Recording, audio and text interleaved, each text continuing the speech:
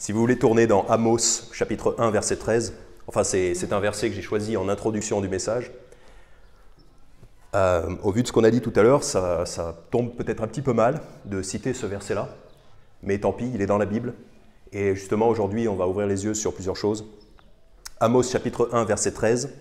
« Ainsi a dit l'Éternel, à cause de 3 crimes des enfants d'Ammon, et même de 4, je ne leur révoquerai point, parce qu'ils ont fendu le ventre des femmes enceintes de Galaad pour étendre leurs frontières. » Donc là, ici, on a un témoignage de Dieu qui condamne cette nation. Et justement, il dit, voilà, il condamne cette nation des enfants d'Ammon. Pourquoi? Parce qu'ils ont fait des horreurs, des atrocités, au point d'éventrer des femmes enceintes pour étendre leurs frontières. Donc dans le contexte de la guerre, il y a beaucoup de brutalité, beaucoup d'horreur qui se passe. Je continue ma série sur la guerre, et aujourd'hui, on va voir la brutalité de la guerre. Donc, quelles sont les brutalités, quelles sont les différentes brutalités qu'on peut avoir dans un contexte de guerre et comment, plus généralement, on peut les appliquer à notre guerre spirituelle chrétienne. Donc, dans la guerre, bien souvent, tous les coups sont permis. Et puis, les ennemis de Dieu à qui nous avons affaire, c'est très souvent des fils du diable, des réprouvés. Ils ne reculent devant rien. Romains chapitre 1, versets 29 à 31. Les ennemis de Dieu ne reculent devant rien. Romains chapitre 1, versets 29 à 31. Ça parle des réprouvés. Étant remplis de toute injustice, de fornication, de méchanceté, de convoitise, de malice, pleins d'envie, de meurtre, de querelle, de tromperie, de malignité, rapporteurs, médisants, haineux à l'égard de Dieu, donc c'est les ennemis de Dieu, méprisants, orgueilleux, vantards, inventeurs de méchanceté, désobéissant à leurs parents, sans entendement, ne tenant pas leurs engagements, sans affection naturelle, implacables, impitoyables. Et c'est surtout ces deux mots-là qu'il faut retenir ici, c'est que les gens qui veulent faire la guerre à Dieu, ils sont implacables et impitoyables. Ça veut dire qu'on ne peut pas négocier avec eux, les sodomites, qui ont tendance à toujours être après nous. On ne peut pas négocier avec eux parce qu'ils sont implacables. C'est ça que ça veut dire, implacable. Ils ne seront jamais contents, jamais satisfaits. Impitoyable, impitoyable, au point d'éventrer les femmes enceintes. Qui, connaissant le jugement de Dieu, savoir, c'est-à-dire que ceux qui commettent de telles choses, donc c'est-à-dire l'homosexualité, sont dignes de mort, non seulement font de même, mais trouvent plaisir en ceux qui les commettent. Donc ils connaissent la vérité de Dieu à ce sujet. Ils connaissent ces choses-là, et pourtant, ils se donnent tout entier à la brutalité.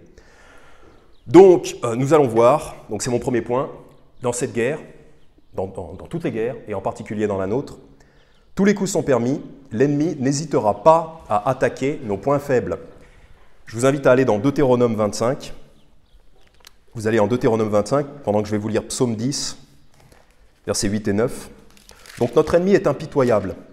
L'ennemi de Dieu, les ennemis de Dieu, les sodomites principalement, sont impitoyables. Donc, ils n'hésiteront pas à attaquer les faibles.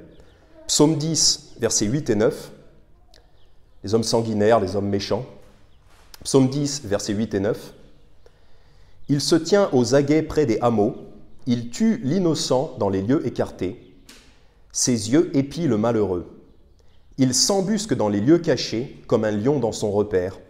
Il se tient aux aguets pour surprendre le faible.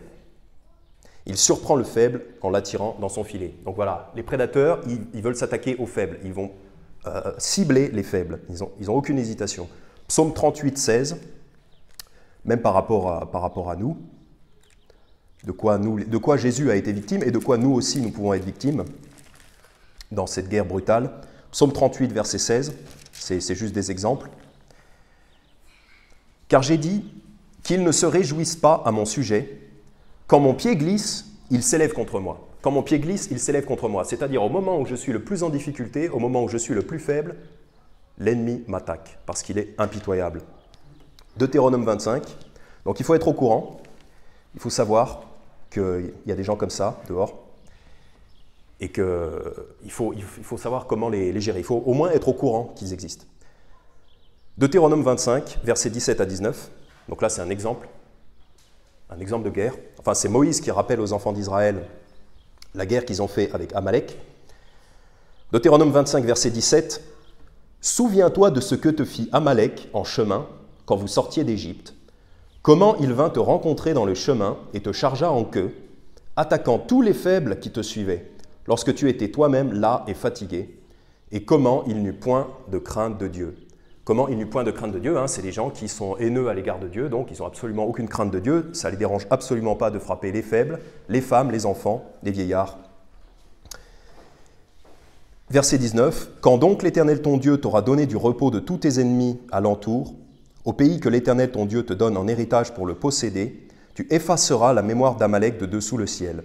Ne l'oublie point. » Donc, Dieu leur demande carrément, dès que vous aurez l'opportunité de le faire, vous anéantirez ce peuple. Pourquoi? Parce que c'est un peuple de réprouvés, c'est un peuple de gens impitoyables et implacables qu'il convient d'éliminer.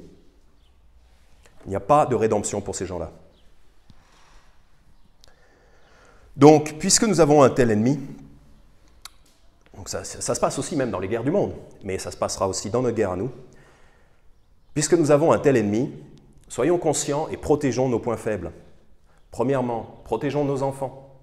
Il faut toujours garder un œil sur nos enfants. D'ailleurs, ces gens-là, les sodomites, ils font tout un effort, toute une propagande, toute une campagne pour endoctriner les enfants. Pourquoi ils s'introduisent dans les écoles? Parce qu'ils s'attaquent aux plus faibles. Ils veulent toujours s'attaquer aux plus faibles. Soyons bien attentifs à nos enfants. Prenons garde à nos enfants. Le pasteur Anderson, il dit ça, il dit, voilà, même dans une église, même dans l'église, ne faites confiance à personne, ne soupçonnez personne. Donc de base, vous ne soupçonnez personne. Si vous avez un enfant, vous ne soupçonnez pas votre frère ou votre sœur qui soit quelqu'un de méchant. Vous ne soupçonnez pas. Mais vous ne faites pas non plus confiance. Parce que dans l'église, il y a des gens qui s'infiltrent, qui sont méchants, qui vont cacher leur méchanceté et qui vont profiter de la moindre occasion pour, par exemple, enlever un enfant. Et là, c'est dès que vous aurez le dos tourné, votre enfant pourra se faire enlever. Donc, faisons bien attention, même et en particulier des gens qui ont l'air gentils. Et en particulier dans le contexte des églises. Ce n'est pas parce que quelqu'un vient dans une église qu'il est sauvé, et en plus qu'il est une personne correcte et pas un prédateur. Au contraire, il y a beaucoup de prédateurs qui viennent dans les églises. 2 Pierre, chapitre 2, verset 14. Ça, c'est connu. 2 Pierre, chapitre 2, verset 14, ça parle des faux prophètes. Donc dans le chapitre, au départ, dans le début du chapitre 2, il dit, voilà, ces gens-là sont comme Sodome et Gomorrhe, ils font les mêmes choses infâmes. Et un petit peu plus loin, donc 2 Pierre, chapitre 2, verset 14, ayant les yeux pleins d'adultère, donc ils sont constamment en train de convoiter les femmes des autres, et qui ne peuvent cesser de pécher. Ils ne peuvent pas arrêter. Enjôlant des âmes instables, ils ont un cœur exercé à des pratiques cupides, des enfants maudits. Des enfants maudits parce que ce sont les enfants du diable.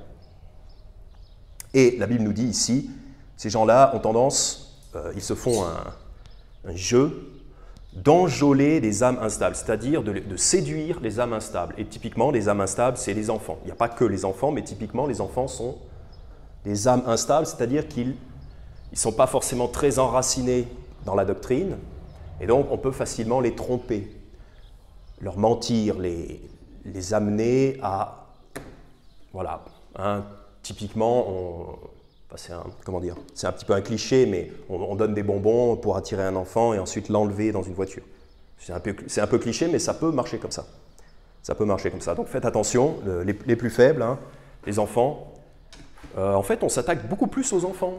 C'est rigolo, parce que dans les armées de ces brutes-là, on s'attaque énormément aux enfants. Comme si, en fait, ces gens-là, ils veulent toujours s'attaquer aux plus faibles. Ils ne veulent pas vraiment le combat, le vrai combat.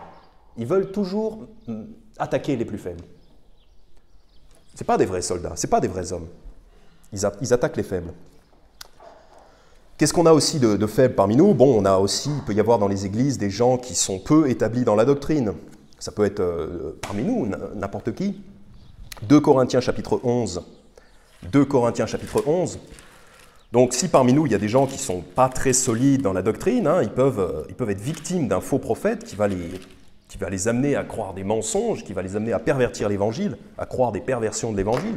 Comme par exemple, on pourrait avoir des gens qui s'infiltrent et qui commencent à prêcher des mensonges sur la nature de Dieu, par exemple en disant que le Père, le Fils et le Saint-Esprit sont une seule personne, en niant la Trinité. Ça peut arriver, on l'a vu Faithful Word Baptist Church, hein, il y a eu quelqu'un qui s'est infiltré, enfin, qui était là, oui, qui s'est infiltré et qui a amené cette fausse doctrine de l'unitarianisme ou je ne sais pas quoi. Voilà, ça peut être ça, ça peut être aussi une perversion de l'évangile. On peut amener petit à petit le mensonge de la repentance des péchés pour le salut. Ça va revenir, ça va vouloir revenir comme un cafard qui ressort de sous le frigo. Donc il faut constamment écraser ces fausses doctrines-là et il faut que chacun d'entre nous, nous soyons forts dans la doctrine. 2 Corinthiens chapitre 11, versets 3 et 4. « Mais je crains que, comme le serpent séduisit Ève par sa ruse, vos pensées ne se corrompent aussi en se détournant de la simplicité qui est en Christ. Car s'il venait quelqu'un qui vous prêcha un autre Jésus que celui que nous vous avons prêché, ou si vous receviez un autre esprit que celui que vous avez reçu, ou un autre évangile que celui que vous avez embrassé, vous le supporteriez fort bien. » Donc là, l'apôtre Paul, il dit aux Corinthiens, faites attention, je vous connais, vous êtes charnels, etc., mais nous aussi, l'Église de Genève, nous aussi, il faut qu'on fasse attention. S'il y a quelqu'un qui vient avec des belles paroles et tout ça, il se pourrait bien qu'il séduise, il induise en erreur et dans des fausses doctrines certains d'entre nous, ou même toute l'Église, c'est possible. Donc soyons prudents. C'est pour ça qu'il faut constamment défendre les doctrines de base, même les doctrines sur la simplicité du salut, sur la nature de Dieu. Il ne faut pas négliger de remémorer ces choses-là, de vraiment refaire des études là-dessus, refaire des sermons là-dessus. Et voilà, parce qu'on peut nous attaquer sur nos points faibles, on peut nous attaquer si on est faible dans la doctrine. C'est vraiment un thème dans la Bible. 2 Timothée chapitre 3, verset 6. Qu'est-ce qu'on peut attaquer qui est faible aussi parmi nous? Les femmes. La Bible dit que la femme est le vase plus faible que l'homme. Donc 2 Timothée chapitre 3, verset 6. 2 Timothée chapitre 3, verset 6. Ça parle des gens, des faux prophètes typiquement qui vont s'introduire dans les églises. 2 Timothée chapitre 3 verset 6. De ce nombre sont ceux qui s'introduisent dans les maisons et qui captivent de faibles femmes chargées de péché, entraînées par diverses convoitises. Donc apparemment ce verset nous indique que les femmes seraient plus vulnérables, du moins dans ce contexte-là, elles seraient plus vulnérables à la captivation, elle serait plus vulnérable à l'ensorcellement ou à ce qu'un faux prophète vienne et les charme en quelque sorte. Je ne sais pas trop pourquoi, parce qu'une femme qui connaît bien la doctrine, connaît aussi bien la doctrine qu'un homme, il n'y a pas forcément plus de raisons. Mais en tout cas, la Bible met l'emphase ici, voilà, c'est souvent en tout cas ici il est dit qu'il y a des gens qui vont cibler les femmes, voilà, de faibles femmes, chargées de péché, entraîné par diverses convoitises. Quand on a du péché, au passage, hein, qu'on soit un homme ou une femme, quand on a du péché dans sa vie, on est faible. On est plus faible. On a des points sur lesquels l'ennemi, le diable, peut nous attaquer. Donc que ce soit une femme ou un homme, dès qu'on a du péché, on est plus faible. Et puis de toute façon, la femme est le vase plus faible, donc si on veut attaquer notre église, notre famille, on va toujours attaquer la femme en premier. L'ennemi n'hésitera pas. Faisons attention. Et puis même si on voit que parmi nous, il y a des gens qui ont un petit passage difficile, 1 Thessaloniciens chapitre 5, faut faire attention les uns aux autres, il faut essayer de... Voilà, quand on demande ça va à quelqu'un, des fois il y a des signes que cette personne ne va pas bien. Donc il faut essayer de détecter ces signes-là et si on peut faire quelque chose pour aider la personne, quelqu'un qui passe par un passe difficile dans sa vie, avant que cette personne-là ne chute, il faudrait être là pour prendre soin de ses frères et sœurs qui seraient momentanément faibles. 1 Thessaloniciens 5, verset 14. « Maintenant, nous vous exhortons, frères, avertissez ceux qui sont déréglés. » Donc ça, c'est de prêcher contre le péché. « Réconfortez ceux qui ont l'esprit abattu.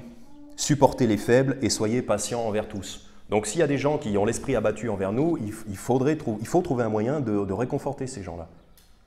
Voilà, il faut être vraiment attentifs les uns aux autres. Parce que l'ennemi n'hésitera pas à enfoncer quelqu'un qui est déjà faible.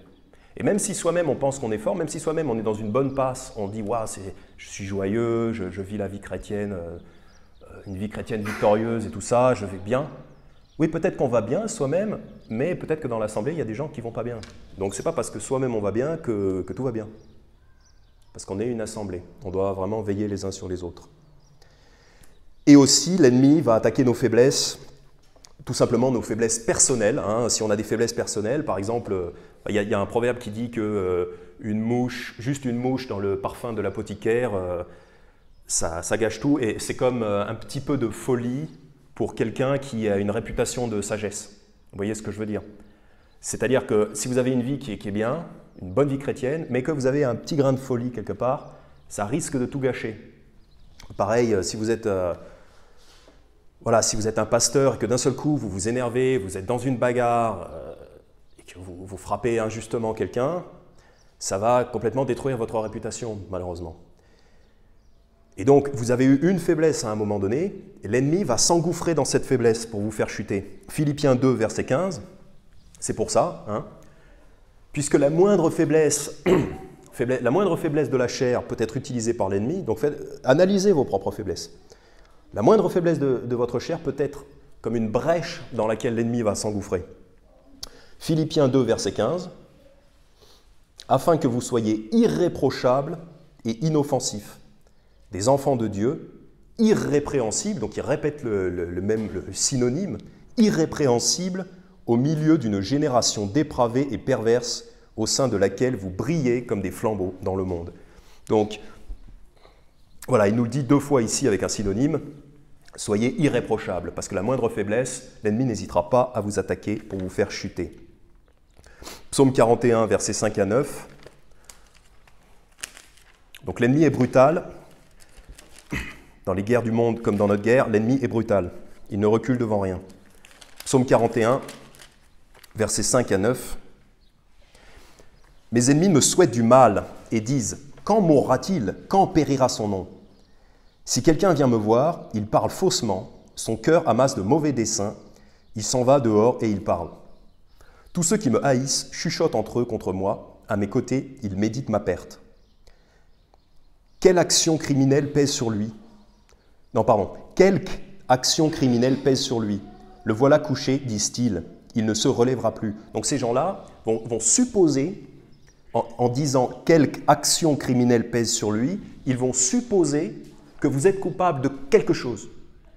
Ils ne savent pas de quoi. C'est comme quand on a livré Jésus et que, je crois que c'est Pilate qui demande aux Juifs « Pourquoi vous me l'avez livré? Pourquoi vous m'avez livré, Jésus ?» Parce qu'il n'a rien fait de mal. Et ils ne savent pas quoi dire, parce que Jésus n'a rien fait. Mais ils disent s'il n'avait rien fait, nous ne te l'aurions pas livré. Bon, ils disent voilà, bon, y a bien une raison pour laquelle on vous a livré Jésus. On ne peut pas définir quoi, mais il y a une raison, il doit être coupable de quelque chose. Parce qu'il lui cherche la petite bête. On peut dire ça, chercher la petite bête, ou enfin, il lui cherche des torts. Donc on va vous faire pareil, on va vous chercher des torts. Quelque action criminelle pèse sur lui. Le voilà couché, disent-ils. Il ne se relèvera plus. Même l'homme avec qui j'étais en paix, qui avait ma confiance et qui mangeait mon pain, a levé le pied contre moi. Même l'homme avec qui j'étais en paix. Je pense que ça réfère à Judas, carrément. Puis ça peut aussi référer dans un contexte plus général. Dans nos vies, si vous êtes par exemple au boulot, vous vous entendez bien avec quelqu'un, ou même dans la famille, que vous avez l'impression de bien vous entendre avec quelqu'un, faites quand même attention de ne pas dire n'importe quoi, parce que ces gens-là, on ne sait pas forcément s'ils vous veulent du mal ou du bien. Parce que des fois, on est gentil, vous êtes en paix avec quelqu'un, vous avez la confiance de cette personne, vous faites confiance à cette personne, ben même cette personne-là peut, en secret, méditer du mal contre vous. Donc attention à nos paroles, faisons attention. Et souvent, hein, on est haï sans cause et sans que la personne le dise. Parce que la personne attend une ouverture pour pouvoir frapper. Voilà, ils vont vous chercher des torts. Quelque action criminelle pèse sur lui. Ensuite, psaume 56, verset 5, semblable, toujours dans le même sujet. Psaume 56, verset 5, « Tout le jour, ils tordent mes paroles. Ils ne pensent qu'à me nuire. » Tout le jour, ils tordent mes paroles. C'est-à-dire que la moindre chose que vous dites pourra être retenue contre vous si jamais on peut tordre vos paroles, c'est-à-dire déformer le sens de vos paroles. Et ensuite vous accuser en vous disant « il avait dit ça, elle avait dit ça, elle est coupable d'avoir dit ça ». Donc, comme on faisait avec le Seigneur Jésus, d'ailleurs ça aussi est une prophétie de la vie du Seigneur Jésus. Donc tout le jour, ils tordent mes paroles, ils vont essayer de déformer ce que vous dites pour vous accuser, pour vous trouver des torts. Donc attention, hein, l'ennemi est perfide, l'ennemi est impitoyable, l'ennemi attaque les faibles. C'est la brutalité de la guerre. Deuxième cas de brutalité, allez en 2 Samuel chapitre 20. Deuxième cas de brutalité, nous avons l'utilisation des civils comme bouclier humain. Et toute ressemblance avec des événements récents, toute ressemblance avec des événements géopolitiques récents n'est absolument pas fortuite, puisque dans une guerre qui se passe en Ukraine, voilà, on a bien vu qu'il y avait un camp qui, souvent par exemple, qui se mettent dans des écoles, hein, pour comme ça, on pense que l'ennemi n'osera pas tirer sur une école, ce qui est logique. Ou alors on se met dans un hôpital. Une armée, une nation vile va utiliser les civils comme bouclier humain. 2 Samuel chapitre 20. Donc soyons au courant, hein, les guerres malheureusement ce n'est pas soldat contre soldat. Si c'était comme ça, ce serait trop bien. C'est pas on s'affronte en champ de bataille, honnêtement. Non, c'est pas ça. On se cache derrière des civils, on tire sur des civils sont, voilà, on appelle ça des dommages collatéraux. En 2 Samuel chapitre 20, il y a une histoire un petit peu comme ça. Je vais commencer à lire au verset 1 et 2. Alors il se trouva là un méchant homme nommé Sheba, fils de Bichri, benjamite, qui sonna de la trompette et dit « Nous n'avons point de part avec David, ni d'héritage avec le fils de Jessé. Israël, chacun a ses tentes. » Donc c'est quelqu'un qui refuse le règne de David, alors que David a été oint par Dieu pour être roi sur Israël. Donc en fait, c'est comme si quelqu'un refuse le Seigneur Jésus. C'est quelqu'un qui dit « Non, on ne veut pas du Seigneur Jésus, on ne veut pas de David. » Et en anglais, il est même dit que c'est un man of Belial, donc c'est un fils du diable. En français, il est traduit comme un méchant homme. En anglais, il est traduit comme un fils du diable. Verset 2. Alors tous les hommes d'Israël se séparèrent de David et suivirent Sheba, fils de Bichri, mais les hommes de Juda s'attachèrent à leur roi depuis le Jourdain jusqu'à Jérusalem. Ensuite, il se passe des choses. David envoie son lieutenant Joab à la poursuite de Sheba, parce qu'il faut l'éliminer, sinon il va attirer tout le monde et ça va faire encore une guerre et tout ça. Parce que cette personne-là est clairement en rébellion ouverte contre Dieu, puisque Dieu a oint David pour être roi. Donc David envoie Joab à sa poursuite, et on va reprendre au verset 14. Et Sheba parcourut toutes les tribus d'Israël jusqu'à Abel-Beth-Maaka et tout le pays des Bérites, qui se rassemblèrent et le suivirent aussi. Les gens de Joab vinrent donc et l'assiégèrent dans Abel-Beth-Maaka, et ils élevèrent contre la ville une terrasse qui atteignait la muraille, et tout le peuple qui était avec Joab sapait la muraille pour la faire tomber. Alors une femme habile, une femme sage, cria depuis la ville, « Écoutez, écoutez, dites, je vous prie, à Joab, approche jusqu'ici que je te parle. » Et quand il se fut approché d'elle, la femme dit, « Es-tu Joab ?» Il répondit, « Je le suis. » Elle lui dit, « Écoute les paroles de ta servante. » Il répondit, « J'écoute. » Elle parla donc et dit, « On disait communément autrefois qu'on aille consulter Abel et le but sera atteint. Je suis une des cités paisibles et fidèles en Israël. Tu cherches à faire périr une ville qui est une mère en Israël. Pourquoi détruirais-tu l'héritage de l'Éternel ?» Donc là, en fait, il y a cet homme qui s'est réfugié dans cette ville, et si Joab attaque, il va y avoir des victimes civiles qui n'y sont pour rien. C'est pour ça que cette femme sage, elle dit, pourquoi faire ça? Pourquoi vous faire ces victimes civiles? Verset 20, Joab répondit et dit, loin de moi de vouloir détruire et ruiner. Donc Joab est quand même de bonne foi, ce n'est pas un réprouvé, Joab, il n'a pas forcément envie de faire des victimes civiles. Bon, c'est un meurtrier, c'est un homme très dur, mais ce n'est pas non plus un réprouvé, il n'a pas envie de faire des victimes civiles. La chose n'est pas ainsi, mais un homme de la montagne d'Éphraïm, nommé Sheba, fils de Bichri, a levé la main contre le roi, contre David. Livrez-le, lui seul, et je m'éloignerai de la ville. Et la femme dit à Joab, voici, on va te jeter sa tête par-dessus les murailles. Donc on va l'envoyer tête la première, on va t'envoyer cet homme que tu cherches, tête la première, par-dessus la muraille. Cette femme vint donc vers tout le peuple et leur parla habilement, et ils coupèrent la tête à Sheba, fils de Bichri, et la jetèrent à Joab. Alors il sonna de la trompette, le peuple se retira de devant la ville, chacun en sa tente, et Joab s'en retourna vers le roi à Jérusalem. Donc là, dans cette histoire, la brutalité, là, c'est pas de couper la tête à ce type. Ça, c'est la chose qu'il faut faire pour éviter la brutalité. Couper la tête d'un réprouvé comme ça, c'est bien. Parce qu'autrement, Joab se serait senti obligé d'attaquer toute la ville, et il y aurait eu des victimes civiles. Parce que ce réprouvé, Sheba, fils de Bichri, ce fils du diable, n'a pas hésité à se mettre derrière des boucliers humains, des boucliers civils humains. Donc la sagesse, c'est vraiment de cibler juste cet homme-là et de l'extraire, de le faire passer par-dessus la muraille, tête la première, pour épargner toute la ville. Et dans les guerres, c'est ça qui se passe. Constamment, on a des gens qui se mettent à l'abri derrière les civils, et la sagesse voudrait qu'on fasse sortir ces soldats-là du milieu, là, pour qu'ils puissent être éliminés, et pour pas que tout le peuple en souffre. Donc nous-mêmes, dans nos vies, faisons preuve de la même sagesse que cette femme, et si on invite le mal à l'intérieur de nos murs, éradiquons ce mal avant qu'il y ait des victimes civiles. Par exemple, si vous faites rentrer dans votre maison des choses abominables, comme par exemple des idoles ou des films qui véhiculent une idéologie contraire à la Bible, ou pire, des images pornographiques, ou des mensonges, ou par exemple, vous invitez des faux prophètes, comme les témoins de Jéhovah, qui vont commencer à vous embrouiller la tête. Expulsez ces choses-là de votre maison avant qu'elles ne vous détruisent. Deutéronome 7, versets 25-26. Deutéronome 7, versets 25-26.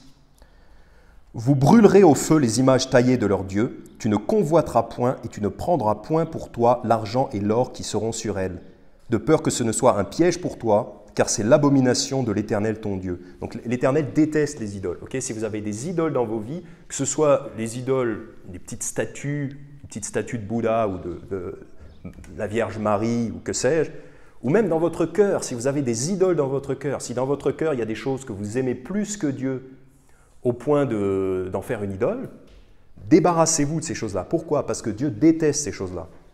Verset 26. Tu n'introduiras donc point dans ta maison de choses abominables, afin que tu ne deviennes pas, comme elle, un interdit. Tu l'auras en horreur et en abomination, car c'est un interdit. Donc vraiment, il faudrait même demander à Dieu qu'on déteste les choses abominables, qu'on déteste les idoles et ce genre de choses. Ça me fait penser à l'histoire de Akan, je ne sais plus si c'est Akan ou Akar en français, mais c'est l'homme qui va... Il y a la prise de Jéricho, Dieu avait dit « vous détruisez tout », y compris le butin. Et cet homme convoite et emporte chez lui un habit et je ne sais plus combien de talents d'or, 50 talents d'or, je ne sais plus combien. Et à cause d'un homme, c'est toute la congrégation d'Israël qui est punie. Donc c'est pour ça que je parle des victimes civiles, des victimes innocentes, parce qu'à cause de l'erreur d'un homme, à cause du péché d'un homme, c'est toute la congrégation qui est victime, c'est toute la congrégation qui souffre. Et parmi nous, c'est pareil. S'il y a une personne parmi nous qui commet un péché grave, qui est dans un péché grave, et qui reste dans ce péché, c'est toute la congrégation qui va en souffrir, qui va être punie de Dieu. Donc ça, il faut vraiment y penser avant de commettre des péchés. 1 Corinthiens 5, versets 11 à 13, ça c'est très, très fameux. 1 Corinthiens 5, versets 11 à 13. Et ça, il faut le rappeler aussi. Mais maintenant, je vous ai écrit que si quelqu'un qui est appelé frère est un fornicateur, ou un cupide, ou un idolâtre, ou un railleur, ou un ivrogne, ou un extorqueur, vous n'ayez pas de compagnie avec lui, que vous ne mangiez pas même avec un tel homme. En effet, qu'ai-je à juger aussi ceux du dehors? Ne jugez-vous pas ceux du dedans?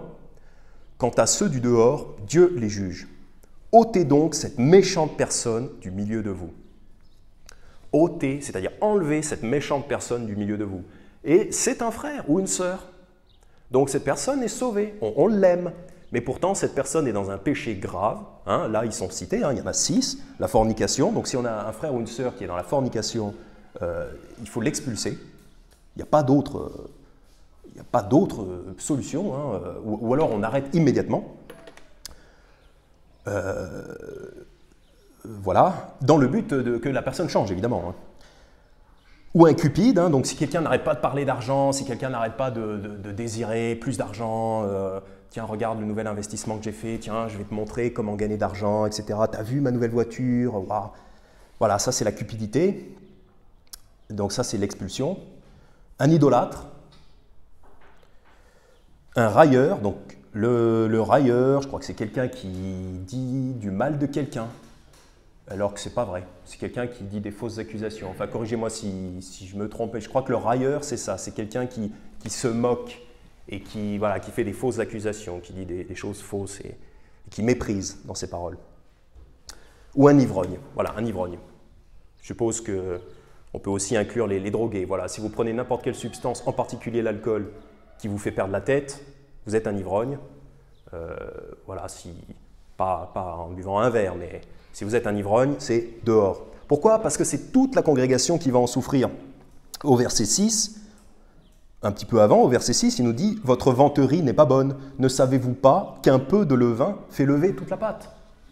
Un peu de levain, donc un peu de levain, juste une personne fait lever toute la pâte, c'est-à-dire juste une personne dans ces péchés-là va influencer tout le reste de la congrégation. Et ça va nuire à toute la congrégation. Bon, on ne va pas couper la tête à cette personne pour l'éjecter par la fenêtre, mais symboliquement, c'est ça qu'il faut faire. C'est qu'il faut retirer le mal, que ce soit de votre maison, que ce soit de votre vie, ou que ce soit de l'Église. Il faut cibler le mal, il faut le retirer, comme faire une frappe chirurgicale pour enlever le mal qui ne contamine pas tout le reste. Et puis aussi, si quelqu'un voulait répandre des fausses doctrines, Romains 16, verset 17, donc la doctrine, nous on est des fondamentalistes baptistes indépendants, et on a la doctrine équivalente à celle de Faith Forward Baptist Church à Phoenix, en Arizona. Bon, évidemment, chacun peut avoir des petites divergences sur des petits points, mais fondamentalement, on a la doctrine indépendant fondamentaliste baptiste. Donc, Romains chapitre 16, verset 17, si quelqu'un vient et veut absolument vous détourner, si quelqu'un vient et veut par exemple introduire ici le parler en langue des pentecôtistes ou voilà le truc du oneness, que le Père, le Fils et le Saint-Esprit sont une seule personne. Voilà, si quelqu'un veut introduire des fausses doctrines très graves comme celle-là, il faut expulser cette personne-là. Romains 16, verset 17, « Cependant, je vous exhorte, frères, à prendre garde à ceux qui causent des divisions et des scandales contre la doctrine que vous avez apprise, et évitez-les. » Voilà, c'est ceux qui vont causer des divisions. Une division, c'est une hérésie, c'est une doctrine qui nous emmène ailleurs, dans une mauvaise voie. Et des scandales contre la doctrine que vous avez apprise, et évitez-les. Il y a une bonne raison pour ça. Verset 18, « Car ceux qui sont tels ne servent point notre Seigneur Jésus-Christ, mais leur propre ventre, et par de belles paroles et des discours flatteurs, ils séduisent le cœur des simples. » Ils séduisent le cœur des simples. Et on en revient un petit peu au point précédent, qu'on n'hésite pas à s'attaquer aux faibles. Les simples, quelque part, ils sont faibles. Ils sont faibles dans la doctrine. Donc il y a des gens qui vont vraiment vouloir parler à la personne qui est un petit peu plus nouvelle à l'Église. Par exemple, si un chrétien qui est un petit peu plus nouveau dans l'Église, dans la chrétienté, qui est moins affermi sur la doctrine, eh bien, ces gens méchants vont vouloir parler spécialement à ces gens-là, les gens plus simples, les gens simples, plus faibles dans la doctrine. Voilà, donc attention, il faut vraiment enlever ces personnes du milieu de nous, voilà, comme le péché dans vos vies, etc. Et puis même carrément un fils du diable, s'il y a un sodomite qui vient ici, non, c'est dehors direct, dehors direct. Troisième point, concernant la brutalité de la guerre. Donc, la guerre, c'est un terrain très favorable aux signes noirs. Aux signes noirs. Troisième point, parce que dans une guerre, il peut arriver n'importe quoi. Il y a des événements complètement imprévus, complètement inattendus et qui bouleversent notre quotidien. La guerre est un terreau très favorable à la prolifération du cygne noir. C'est quoi un cygne noir? C'est quoi un cygne noir? De quelle couleur sont les cygnes, ordinairement, dans la nature? De quelle couleur sont les cygnes? Noir? Non, blanc. Les cygnes sont blancs quand on les voit dans la nature. Il faut aller se balader au bord du lac, à Lausanne. Vous avez des cygnes blancs. Mais ce n'est pas parce qu'on n'a jamais vu de cygnes noirs que les cygnes noirs n'existent pas. D'accord? Logiquement, ce n'est pas parce que vous n'en avez jamais vu que ça n'existe pas. Ce n'est pas une preuve. Le fait de n'avoir jamais vu quelque chose n'est pas une preuve de sa non-existence. Le cygne noir, c'est un concept qui a été, je pense, qui a été plus ou moins inventé par Nassim Nicolas Taleb. C'est un auteur assez connu dans le monde. En fait, le cygne noir, c'est un événement, en général bouleversant, qui va complètement bouleverser votre petit monde, dont on ne peut absolument pas prévoir la survenue. C'est un événement que vous ne pouvez pas prévoir. Pourquoi? Parce que vous voyez tout le temps des signes blancs, donc vous vous attendez à voir encore un signe blanc, encore un signe blanc, encore un signe blanc. Vous ne vous attendez pas du tout à voir un signe noir, parce que sur la base de votre expérience, vous n'avez jamais vu de signe noir, donc vous pensez qu'il n'en viendra jamais. Et bien c'est ça, en fait, c'est un événement dont on ne peut pas prévoir la venue avec les éléments dont on dispose. Non seulement c'est l'inconnu, mais c'est l'inconnaissable. C'est la chose inconnaissable. Et la guerre, évidemment, est un terreau favorable pour ce genre d'événement. Hein.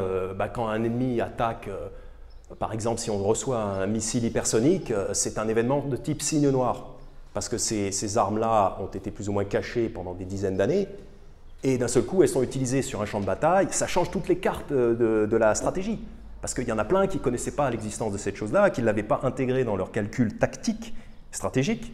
Donc quand un missile hypersonique vole, d'abord c'est un saut technologique qu'on ne connaissait pas, ça choque tout le monde, on ne s'attendait pas, parce que tout ce qu'on a vu voler, c'est des missiles éventuellement supersoniques. Et donc voilà, ça rebat toutes les cartes de la stratégie. Autre exemple, un krach boursier, une crise économique effroyable, un événement de type hyperinflation, où quand la valeur de votre monnaie retombe à sa valeur intrinsèque qui est de 0, ça c'est arrivé de nombreuses fois dans l'histoire de l'humanité, hein, récemment Venezuela, Zimbabwe, Liban aussi, quand par exemple du jour au lendemain toutes vos banques sont fermées et que vous avez toujours un chiffre sur votre compte mais que vous ne pouvez rien retirer, que la banque est fermée, il y a une queue devant la banque, on appelle ça un bank run, parce que tout le monde court pour avoir son argent, mais il n'y a plus. Et c'est du jour au lendemain. Et puis les gens, ils ne s'attendaient pas à ça, ils disaient « Oh, il y a un joli petit chiffre sur mon compte bancaire qui dit X milliers, voilà. » Mais du jour au lendemain, il n'y a plus rien.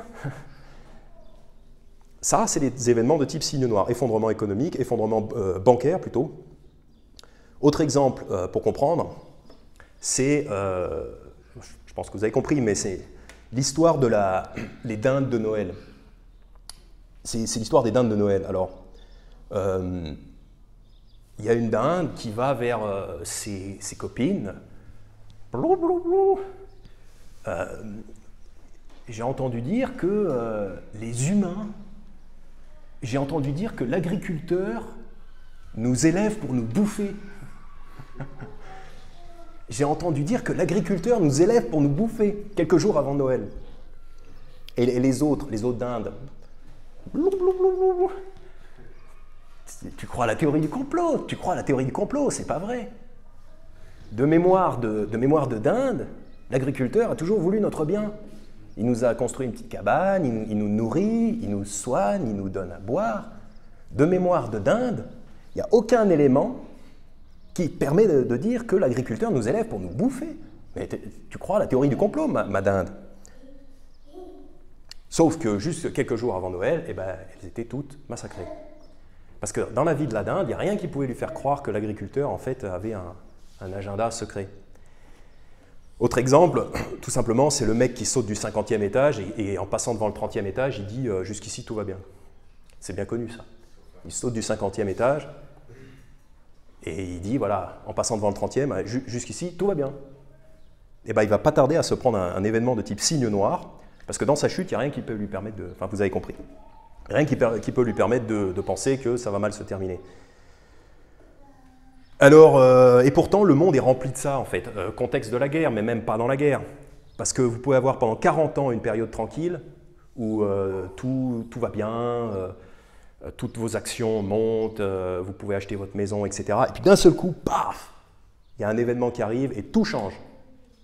Donc vous avez 40 ans, et pendant ces 40 ans, là, mettons, ou les 30 glorieuses, ou je ne sais pas quoi, on dit, voilà, tout va bien, donc ça devrait continuer comme ça jusqu'à la fin. Mais non, justement, il y a des événements qui attendent juste derrière le tournant pour complètement chambouler votre monde. Ézéchiel chapitre 12.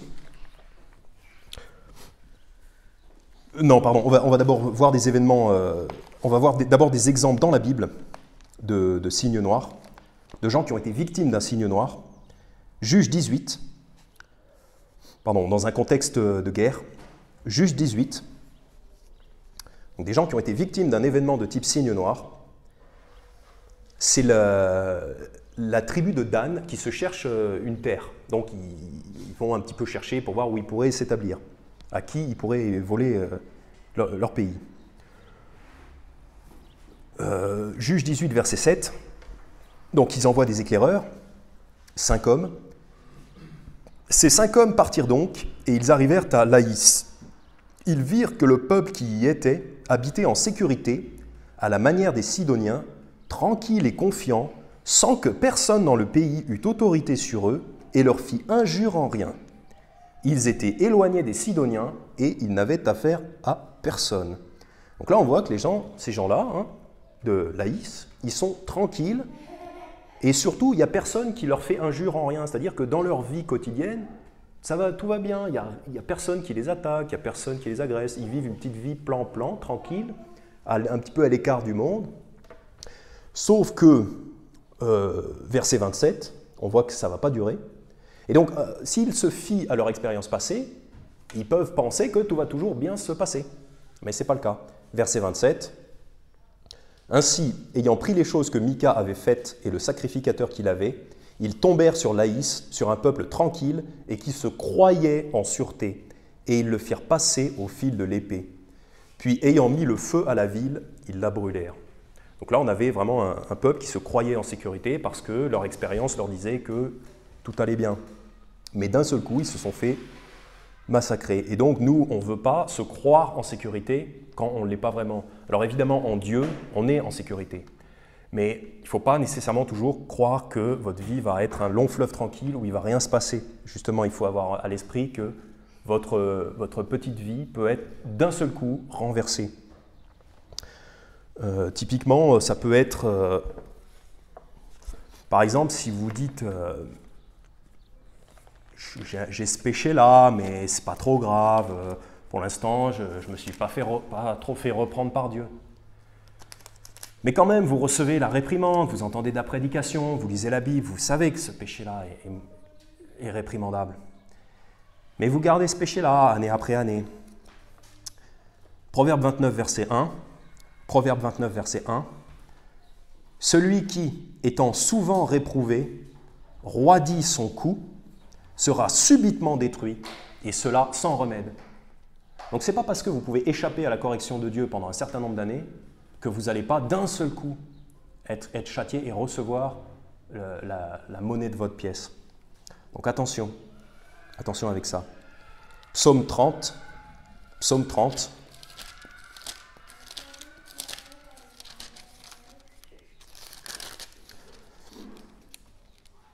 Ah oui, psaume 30. Attention de ne pas se croire trop en sécurité. Attention de ne pas se croire trop confiant. Psaume 30, verset 6. Et moi, je disais dans ma prospérité, je ne serai jamais ébranlé. Je disais dans ma prospérité, je ne serai jamais ébranlé. C'est comme, voilà, j'habite en Suisse, j'ai un travail, voilà, bien, tout se passe bien, je mets des sous de côté, j'ai ma maison et tout ça, j'ai une église et tout ça, tout se passe bien. Je suis prospère. Je ne serai jamais ébranlé. Il n'y a rien qui changera, ça va toujours bien se passer. Verset 7. Éternel, par ta faveur, tu avais établi la force dans la montagne. Donc même cette personne avait la faveur de l'Éternel. As-tu caché ta face? J'ai été tout est perdu. D'un seul coup, l'Éternel n'a plus été favorable à cet homme et on est perdu, voilà, on ne sait plus quoi faire. D'un seul coup, ça ne va plus. Éternel, j'ai crié à toi, j'ai fait ma supplication à l'Éternel, disant « Quel profit retireras-tu de mon sang si je descends dans la fosse? La poussière te célébrera-t-elle? Annoncera-t-elle ta vérité? Éternel, écoute, et pitié de moi. Éternel, sois-moi en aide. Donc voilà, là on voit quelqu'un qui il était dans la prospérité et il pensait que ça allait toujours bien se passer comme ça. Et c'est un chrétien, la personne qui...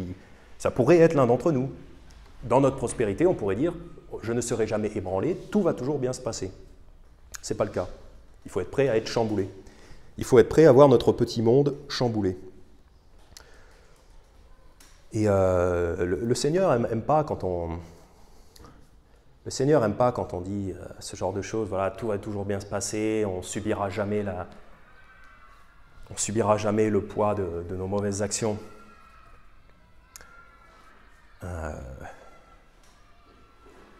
En général, c'est les méchants en général qui raisonnent comme ça. C'est les méchants qui raisonnent, qui disent voilà, tout va toujours bien se passer. On en a l'exemple dans 2 Pierre chapitre 3, verset 3, 2 Pierre chapitre 3, verset 3, sachant premièrement ceci, qu'au dernier jour, il viendra des moqueurs, marchant selon leur propre convoitise, et disant, où est la promesse de sa venue?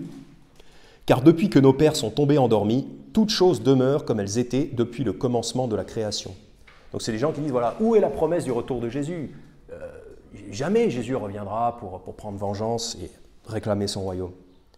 Verset 5, car ils ignorent volontairement ceci, que par la parole de Dieu, les cieux subsistaient jadis, et que la terre était tirée de l'eau et subsistait dans l'eau, et que ce fut par ces choses que le monde d'alors périt, submergé par l'eau.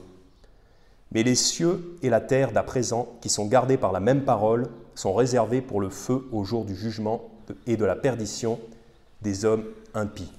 Donc voilà, typiquement, c'est les méchants, les moqueurs qui disent voilà, toutes les choses vont toujours se passer comme elles se sont toujours passées. Ils essayent d'occulter de leur esprit la possibilité de l'arrivée d'un signe noir, d'un événement de type signe noir. Et donc, puisque ces événements-là vont arriver, et par définition, ils sont imprédictibles, en fait, ça vient de Dieu, hein, ce genre d'événement vient de Dieu.